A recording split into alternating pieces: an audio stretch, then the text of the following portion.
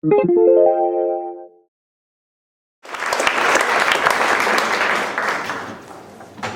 we've been given permission to take just a few questions. Thank you so much for your patience tonight. And if anyone has a question, you can come to the microphone in the aisle, and we'll do our best to answer it.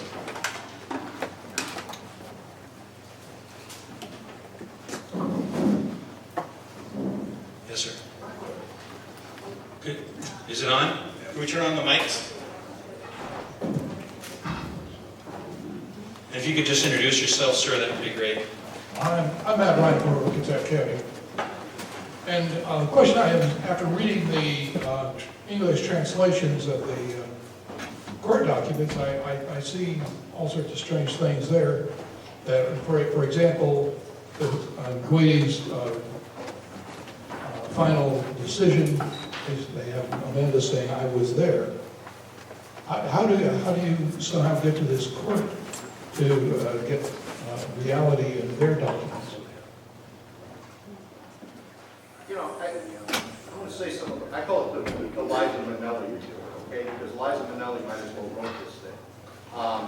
The report of the guilt document, they call it. They have Amanda saying all sorts of things, but once again, we go back to the fact nothing's reported, nothing's documented. It's just pure fantasy when you get right down to it. And how do we get them to see through it? I think that's happening now, sir. I think now, four heads, independent experts are showing up, and they're going, you know, we got some problems. I mean, the bra strap is now rusted and unusable. It's inexcusable. It's police 101. You take it, you drop it into a paper bag, you put it on a shelf, it'll be fine. Steve explained how this stuff is supposed to be stored. It's really simple. It's not difficult. And they're starting to see now the mistakes that were made, and their PR machine has slowed down a great deal. They're not getting the British press is turning on now. So the Italian press has come out in some national publications and said, listen, this is ridiculous. What are we doing here? So the tide's turning, but it's a slow tide. It's a very slow process.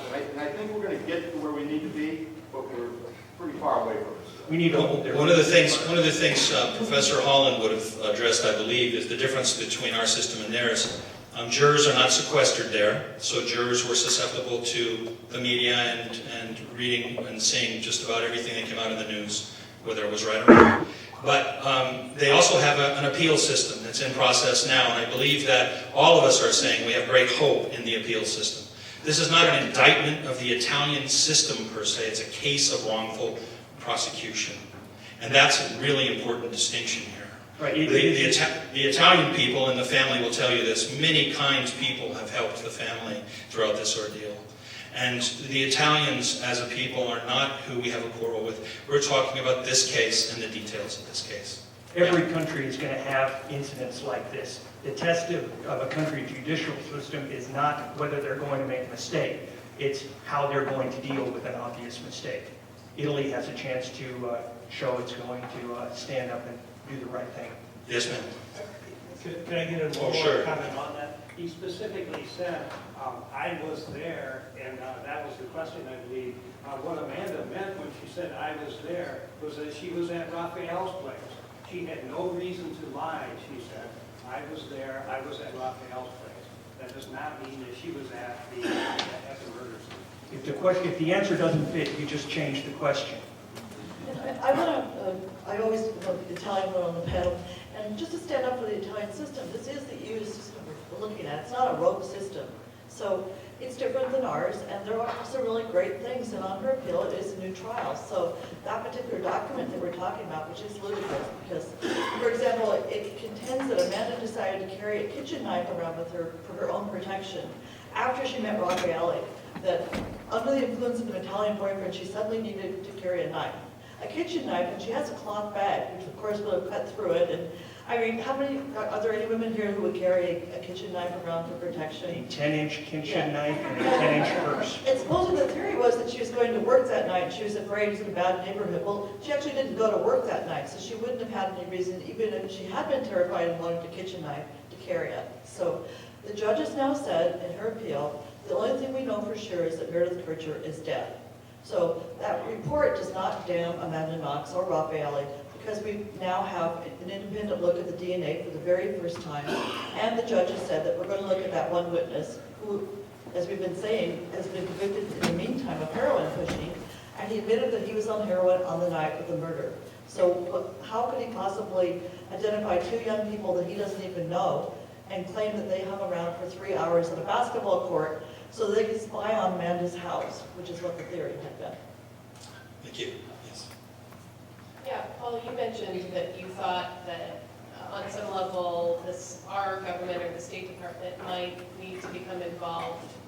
Has anybody become involved other than Patty Murray being public? I mean, I'm just thinking about the hikers in Iran, for example. I mean, it took 2 seconds for our government to become involved, so. I think they have to be asked. I think they have to. Paul, can you use your mic? What? Yeah, I'm sorry. They have been involved in the background, but not actively. Patty Murray wanted to do something. Maria Cantwell. I think. Maria Cantwell. I'm sorry, Maria Cantwell. They were waiting for the trial to finish and that sort of thing. It'll start picking up some speed now, and I think they'll get more active. But I've been involved in a lot of these wrongful conviction cases. They're never going to admit they made a mistake. They're never going to say, we're sorry, we blew it. They're going to have to save face somewhere or another for her to come home. They don't care at that point. They just want it to go away. And the more bad publicity they get, the more noise there is from over here, from other people, and from our State Department. I mean, they could solve this thing real quick if they wanted to with money. They just tell them, we're going to shut you off, or we're going to recommend, it might be a general boycott of Italy. I mean, they're in trouble. So money talks, but you have to get active and you have to get involved and you got to make them do something, because they're not going to do it because they're nice guys. They're going to do it because you force them to do it. The other thing, speaking for the U.S. government, the number one logistics base for any operation in the Middle East for the United States military is in a place called Naples, Italy. They don't want to irritate the Italians into losing bases. Collateral damage. And I wanted to point out that this judge does have the ability to set them free if he wants to. And again, that's the beauty of the Italian system, and this is the EU system we're talking about, in that that happened last year. There was a young man who was accused of killing his girlfriend. It was an even more spectacular case in Italy. And a judge came in on the appeal, and he said, I'm sorry, not the appeal, the first round. And he said, you know what, the computer evidence doesn't make any sense. The fingerprinting evidence makes no sense, and I don't believe the DNA testing. And he said, I want independent experts to look at all 3 areas. Well, the independent experts came back and agreed with the judge. And he said, Alberto, you go free. So they do have the right to let them go. Our government does respond, our government does listen, and when American citizens are in trouble, they tend to try to do things, especially if they hear from other citizens. And on Injustice in Perugia website.org and friendsofamanda.org, we have all the addresses of all the elected officials, and we would kindly ask you if you would please use those email addresses, contact them, tell them that you really hope that our government is continuing to watch things that are going on in Perugia. One of the difficulties is the length of time that this has taken. It's spanned 2 presidential administrations, 2 attorneys general. The Italian government itself has undergone a lot of change. The Justice Minister in Italy, I believe last year, was changed. You know the strife that's going on in that country governmentally as well. We're coming into a new election cycle here. Hillary Clinton has said she is watching what's going on there. So your voice will be heard and can have an effect. Yes, Steve. Hi, Steve Moore and Paul Ciolino. We hear a lot about the raw class, but the new independent forensic team might render that inadmissible. The same with the knife. Are the prosecutors going to then say, well, too many hands have been touching it, it's been too long, therefore we have to stand by our old sightings, and that the new sightings will be invalid? Among other things, that's what they'll say, yeah. They may mention aliens also. But there's that old thing where they say defense lawyers are going to throw a million things on the wall and hope that one thing sticks. There is going to be such a frenetic, it's going to be like walking thesauruses, legal thesauruses about all the things that could have happened. But I have confidence that this Judge Hellman will see it for what it really is. Yes, sir. Candace, I've been to a couple of your presentations, and one of the things you said in one of them was that the tabloids paid witnesses huge amounts of money. I can't remember what the number was you said, but it was a huge amount of money. But I haven't heard that brought up in other places, and it would seem, why isn't somebody following the money? Well, I was talking about Patrick Remember got a tremendous amount of money for saying things about Amanda that really, really hurt her. They were very prejudicial. So it's not the same thing as a witness, because he didn't claim to had been there on the side of the murder. But that was, the English tabloids come in, and they offered tons of money. They came to the University of Washington and offered Amanda's friends tons of money to talk about her sex life and everything. And she really didn't have a very really extensive sex life to talk about to begin with, but they could have made a lot of money if they wanted to trash talk Amanda. And one thing they do is they don't necessarily write what you actually said. So you might just say, oh, I wish that she had flushed the toilet more often. And this is one of the, believe it or not, one of the big things in this case, how often she flushed the toilet. Well, is that important? But they write it in such a way that they just go crazy, like the fact that Amanda's mother is married to a younger man. There's a whole article called the girl who had to compete with her own mother for men. So you don't really have to say very much to them to get all that money, but Patrick claimed that he had fired her, which never made any sense if you think logically, because on the night of the murder, that's how she got in so much trouble. He called her, or texted her and said, don't come to work tonight. So the question I would love to ask Patrick, and then why, if she was fired, did you have to say that? And obviously she wasn't. So the tabloids have played a tremendous role in this case, and that just can't be, I can't possibly exaggerate how terrible those first news reports were. I just picked up one evidence-based one when they showed the CCTV camera thing that never happened. But I mean, I could talk all night about the stuff that they were saying about it. Make no mistake about the money that's at stake in the media world where this case is concerned. Millions and millions of dollars, because this case is so sensationalistic. And the more sensationalistic, the better. The more papers that are sold, the higher the ratings of shows that come on. That's been a huge problem. And checkbook journalism has run rampant, and it's particularly a problem in this case. We're talking 6 figures with Patrick, 6 figures.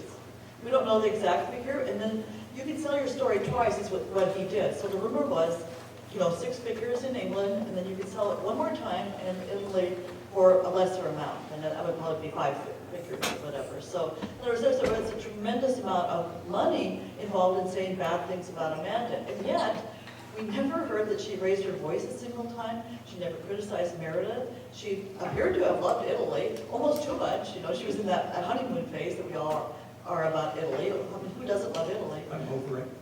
Oh.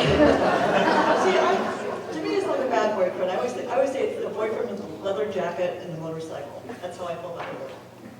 When you get home, take a look at the archives of some of the tabloids in London, and you'll see that in the first 45 days,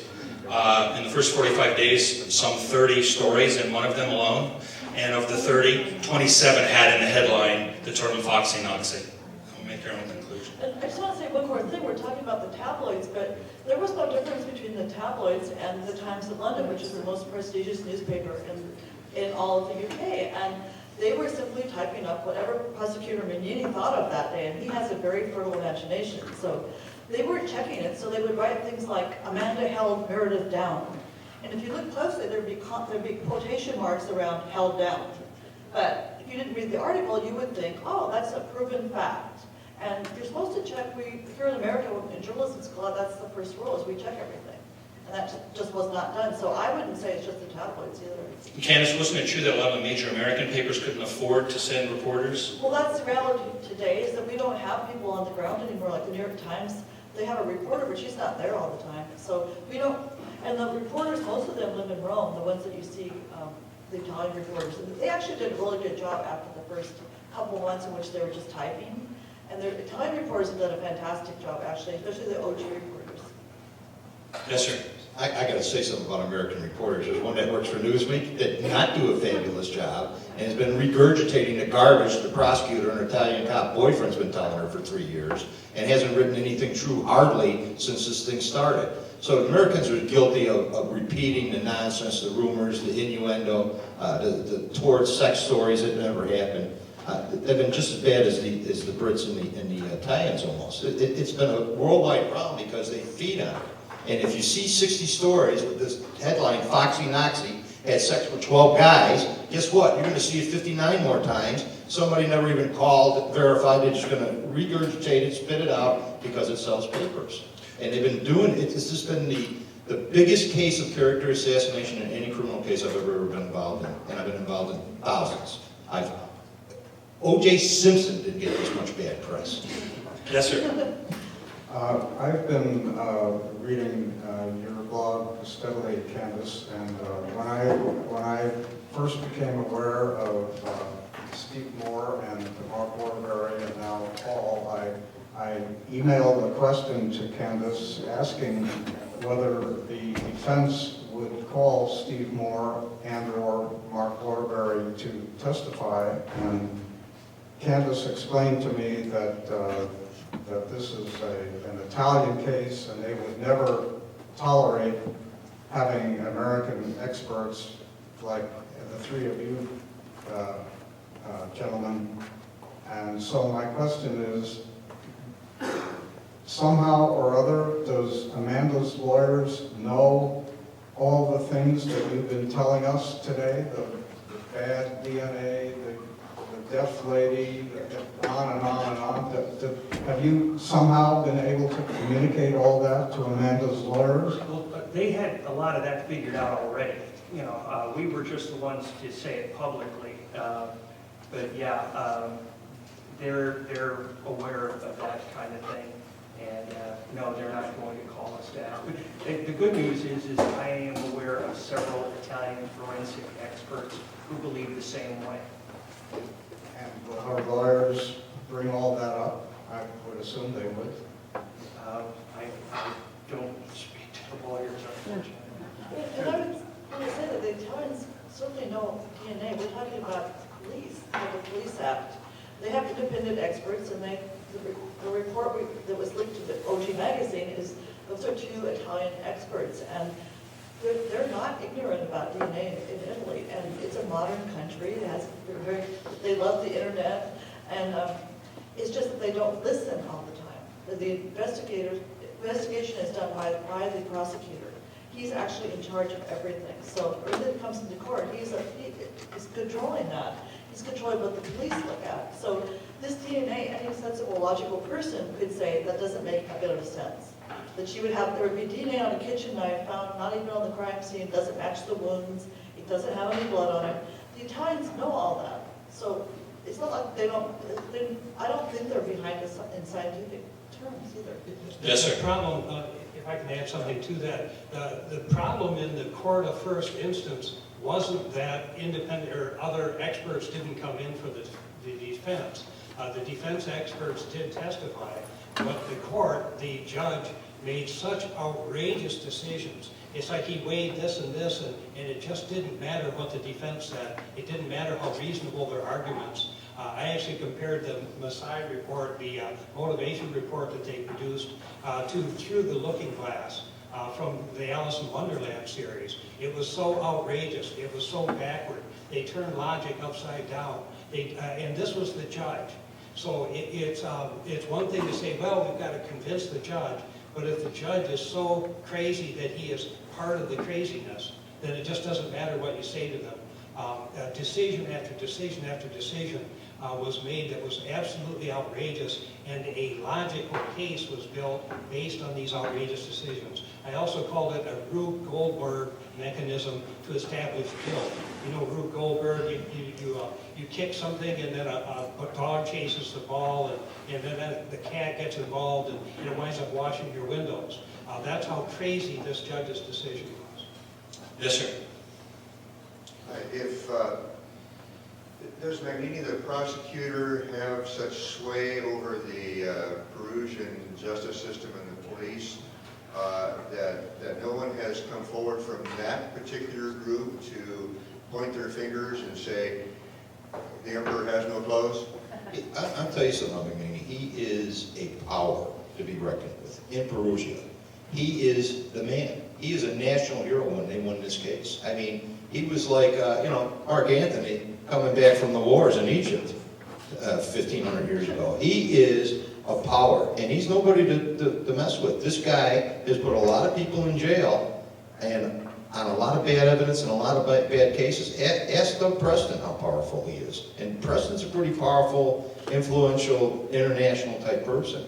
But McNeely is having his way. And listen, there's prosecutors in Naples who want to put this guy in jail, but they can't interfere in these matters in Perugia. They know he's nuts, and they've gone after him like the dogs from hell. But in his little kingdom there, he is the man, and whatever he says goes. And that's why we are sitting here today having this discussion. Well, he was convicted of abuse of power right after Amanda was condemned, so he didn't get off scot-free. But just in the United States, if you were convicted of abuse of power, you wouldn't be allowed to continue until that cloud was removed or you'd serve your sentence or whatever. But he's been allowed to stay in place. And one of the weirdest things about this trial is they've got 3 prosecutors. It's like a mafioso trial there. And because he's not supposed to be in this trial, this appeals trial at all. Neither is Commodi, she's the second in command. He's supposed to have a brand new prosecutor. Rudy got brand new prosecutors. But he was able, because he's so clever, to find some little wrinkle in the law. He can always do this. And he slided in there. So now she has 3 prosecutors for her appeals. Yes. Hi, Tom Candace, Fred Bowker, nice to see you again. It was a pleasure, and thank you to the other panelists for speaking out on this. I suppose I just want you guys to touch on the media aspect, the media trial by media within this, because that just seems like the linchpin in the whole thing. It seems like if you obviously Lynch is a good word. yeah, you've obviously debunked the actual evidence, the so-called evidence within the trial, but then she still gets convicted pretty much based on the media by trial. And is this really a sense of where Joseph Goebbels is right? The bigger the lie, the more people will believe it? Well, in Italy, let me tell you about the jurors. Number one, the jurors are professionals. They're professional jurors. They do trial after trial after trial. They get paid to do this. They're friends with the prosecutor. They know the judges. They're all from the same little town. And guess what? They go home and watch this crap on TV. They read these crazy newspapers, and they are poisoned months before they ever sit down to judge anything. So she never had a prayer. You know, in the States, there's going to be a media blackout for the jurors. You're not allowed to watch it. They get caught. They're off the jury. They can't talk about it. These guys had decided, before they ever sat down, she was convicted because it was so poisonous over there. I just can't explain to you how much they hate this girl. And Raphael's collateral damage. It's sad, but nobody cares about Raphael, except his family. His sister was a federal law enforcement officer, lost her job. His father's one of the most prominent urologists in Rome. They're treating him like he's some street bum. This is a good family and a good kid. I mean, for those of you who don't know, Raphael and Amanda meet at a classical music concert. Usual serial killers not hanging out there looking for dates, in my experience. Maybe the Stones, not the classical music concert, okay? But this is the type of kids we're dealing with. And she liked him because he looked like Harry Potter. He does look like Harry Potter. He acts like Harry Potter, okay? This is a quality, good kid with a master's degree in computer science who got it while he was in prison, his master's. They're mad in love with each other. They're doing nothing wrong this night. They're not participating. They have no knowledge. They don't know Rudy. They don't know Rudy from any other buddy they've seen on the street for 3 seconds. And I forgot to mention, I'm sorry. You know where the prosecutor got his theory of the case? He got it from a person, an Italian countess, literally, okay, who is a psychic. And she gave him the theory of the case. You know where she got her theory? She got it from a priest. And that's okay, but the priest has been dead since 1984. That's who she talks to. I cannot make this stuff up. We interviewed this woman. Verbatim, she gives us the prosecution case. This is where McNeely, he just gets tied up in this sexual frenzy that happened in the apartment that night. And it basically says that Meredith wasn't raped. He tries to backstep on that. Now, I have a problem with that. If I'm Meredith's parents, you're going to tell me my daughter was, and they floated this, okay, that she was an active participant, willing participant, and then all of a sudden something bad happened and that's when it went wrong. So the initial story that comes out is Meredith was willingly participating in this orgy with these 3. And when she said no, that's when things went terribly wrong. Well, I've seen the physical evidence, the autopsy. Make no mistake about it, this girl was raped. There's no question. She was horribly sexually assaulted and raped, about as bad as it gets. And there's no way she was a willing participant in anything. This is her bad luck day. She walked in on a burglar who had done this many times before, who was violent, and he decided, I'm going to go for the whole prize tonight. And it's just that simple. She came wrong place, wrong time. Roommates are out of town. Amanda's with a boyfriend. If Amanda had walked in, she'd be dead. If any of the Italian girls who lived there had walked in, they'd be dead. This guy is no good. He's a killer, and he's a bad guy. And he should be in jail for the next 1,000 years. But by putting Amanda in jail, he's getting reduced sentence. Okay, yes, over here. You mentioned earlier about Maria Cantwell's involvement and Hillary Clinton's interest. Can we get them some chocolate? Could we ban Perusian chocolate in the United States? In some ways, this would be an easier case for the government, I think, if it were a country like Iran or North Korea, where we have gotten people back. It's hard when a country is an ally. You have to respect their sovereignty. You have to respect their court system and their processes. And I believe that our government is watching very closely. And I believe that there are back-channel conversations going on. At least I hope so very much. And I think that's why we can express ourselves to our elected officials, to assert those things, and hopefully have an effect. One of the difficult things that we have is, this is a little bit like a lynching in the Old South. Just let us good old boys have us some justice. The local prosecutor is, and the corruption in this local situation can't easily be influenced by anyone abroad. We're talking about this, we're trying to build awareness, we're trying to build pressure on the government and so forth to do something about this. But you can imagine how the United States would react if European governments had told us, well, you've got to clean up your act with respect to civil rights. We would say, this is our business, it's none of your business. So it is very, very tough to influence this.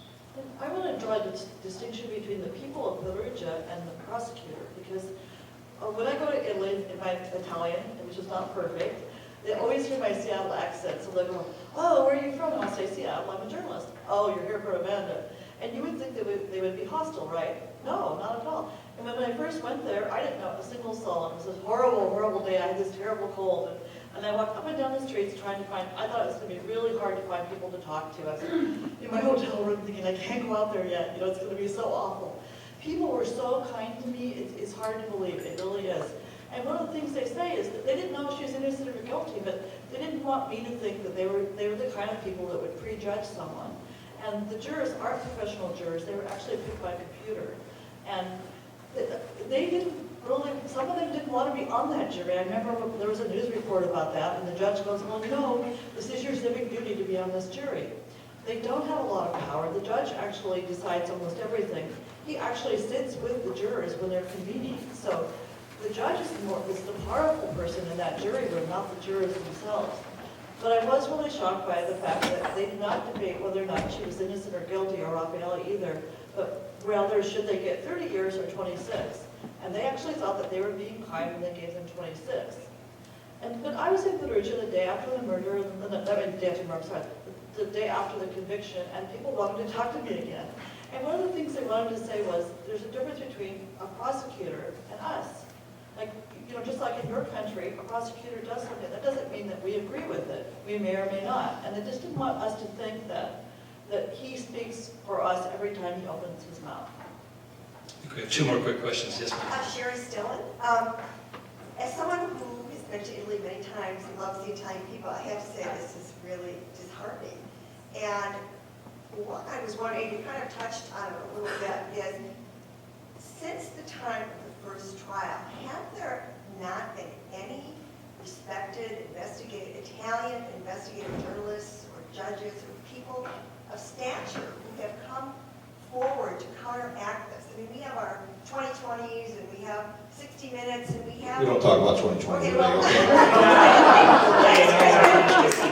well, CBS program.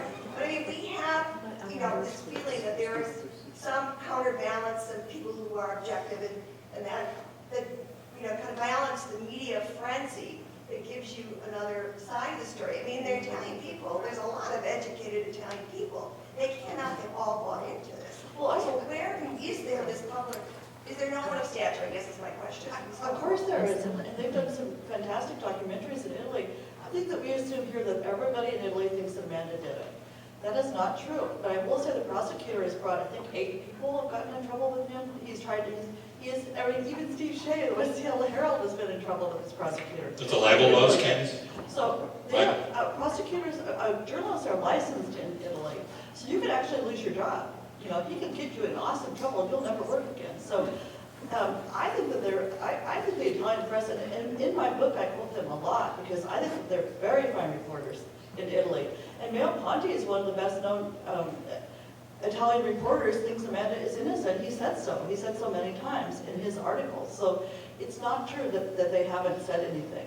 At the first year, yes, I would be hard-pressed that very first year to find anything that wasn't just typing for the prosecutor. But Gente magazine and OG magazine have been very, very brave. I mean, Especially recently.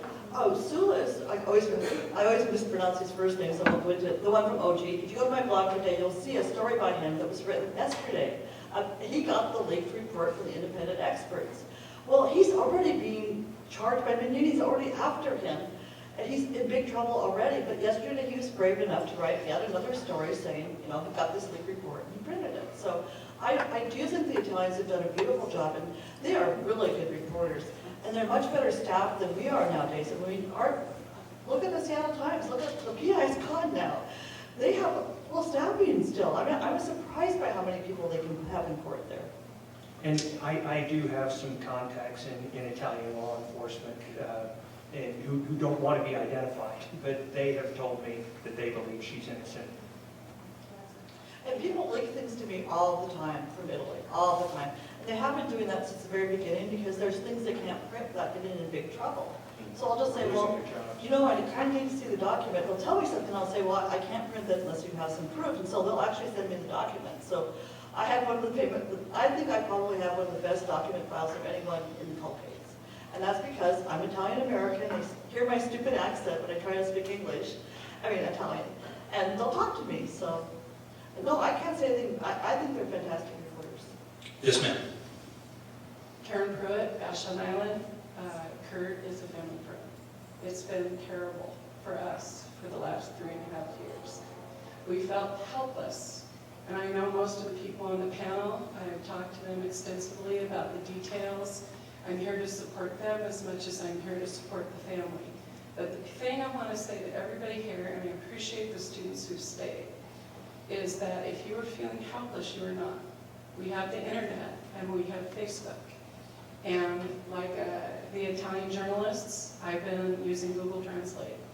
And what has happened since I came on board with the groups in August is that I am seeing my own phraseology in the internet today.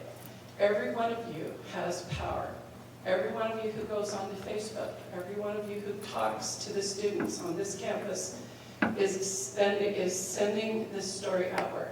Amanda is our girl. She's from Washington. She grew up in Seattle. We own her. And what we need to do is take her back.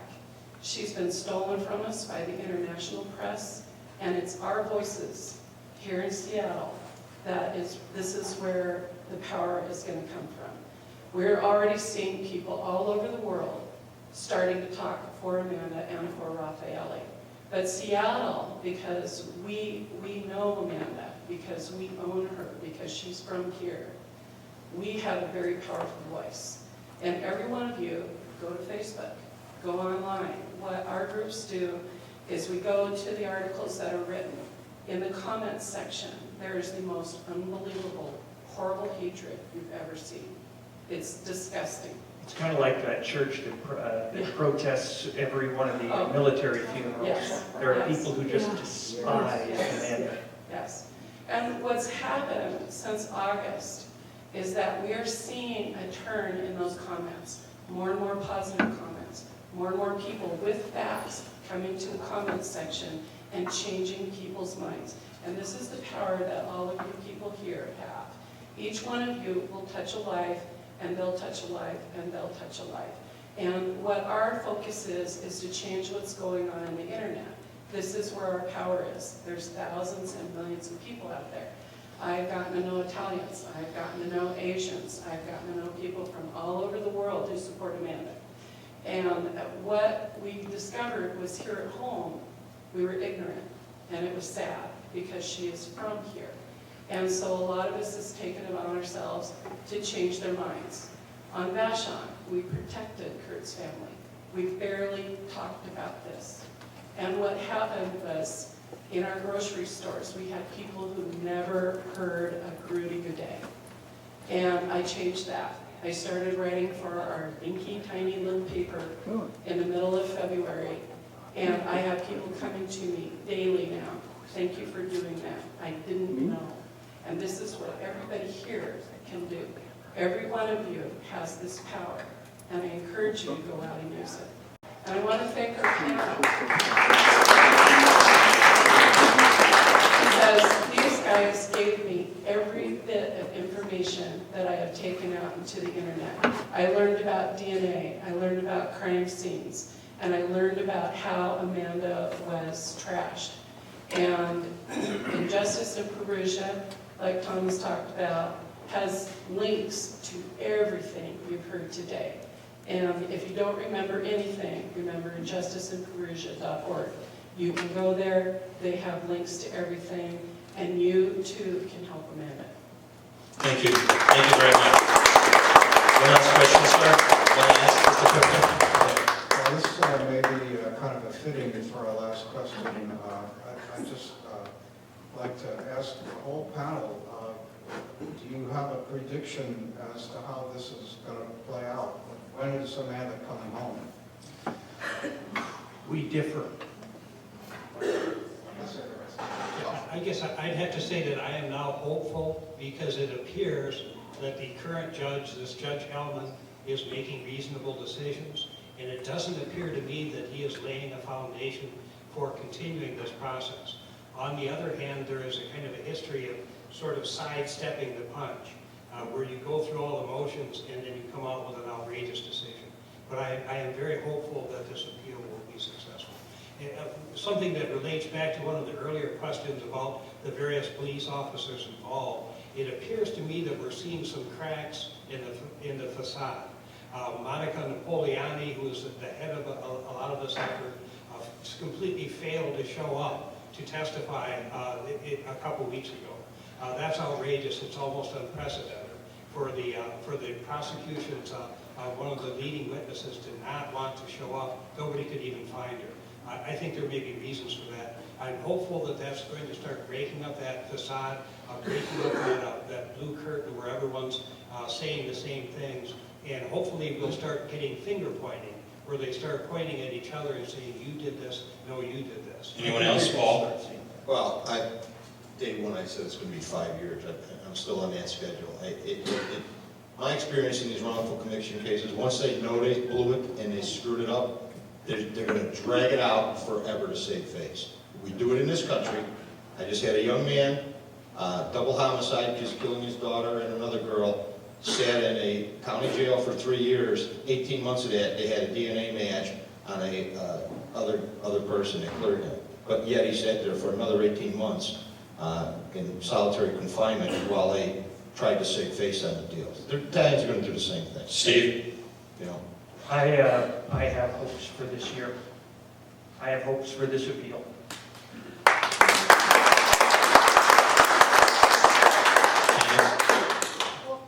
I'm always the optimist anyway. That's my personality. But you know, I'm Catholic, I believe in redemption, the Italians believe in redemption.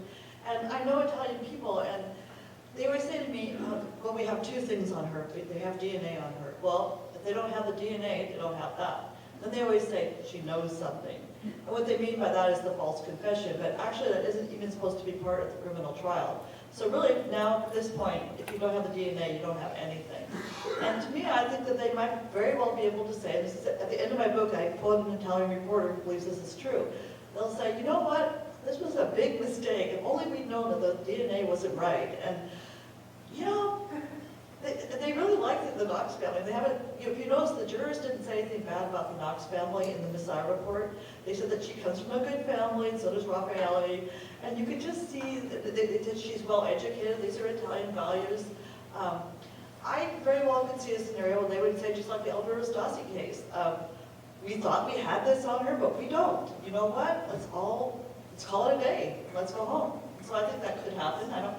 Just like Mark says, though, how many times have we thought that in this case, and then we just got our, we were shocked that something else came up. So, but I would think with the heroin arrest of the chief witness, they didn't have to arrest him. So that kind of indicates to me that things are swinging her way. Like they're not helping the prosecution, that is for sure, by arresting their chief witness for heroin pushing. And then he comes to court and admits that he was on heroin that night. He's the only person who can place them anywhere near the murder scene.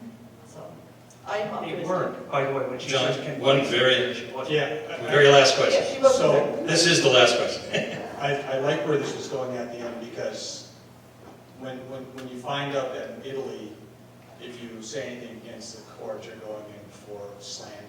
This seems to be a culture that is very worried about their image. So when we talk about saving face, you can get in a lot of negotiating situations where if you don't let the other person save face, you're going nowhere. Exactly. And so I guess what I'd like to hear the panel talk about is, now that we've shown that there's a lot of evidence that doesn't stand up, and the Italians may look very silly in this, how do we let them save face and back away from this? Because I agree, I think it's going to take more time, but it's going to be a graceful exit. How do we get them there? I think what they're going to do, and I think you're going to see this pretty quickly, is I think you're going to see somebody take the fall. They're going to pin this on one person. I think that's why Napoleone didn't show up for court last week. I think she was afraid that she was the one. And if by the end of May, you don't see somebody thrown under the bus by the Italian judiciary, then I'm wrong. But I predict that by the end of May, somebody will be publicly blamed for the Amanda Knox fiasco. And if that happens, she's coming home. Candace? Well, going back to what I said before about redemption, I also think that they can say, okay, the other thing I told you about, there's the DNA, and then she knows something. That was the false confession. Well, they can say now, you know what? If she named Patrick Lumumba, she was 20 years old. The police are supposed to check the alibi. They didn't do that. They didn't find another witness that had seen him anywhere near there. She has suffered. She has been in jail for 3 years. How long are you going to punish a 20-year-old girl for that crime? And it's a crime that only has a 1-year thing anyway. I mean, she got an extra year added to her sentence because she named Patrick Lumumba. She's now been in jail for 3 years. I don't see why they can't save face. They can just say, well, we thought we had DNA on her, now we know we don't. And so we made a mistake, and they pay you in Italy for false imprisonment. Patrick got a bunch of money, so she will get money, and she'll get a lot of interviews. If she wanted to make money in Italy, she could. And she's very beautiful. The Italians like that. And I don't think the majority of the Italian people do hate her. Panel, thank you very much. If anyone else has additional questions, thank you especially, Professor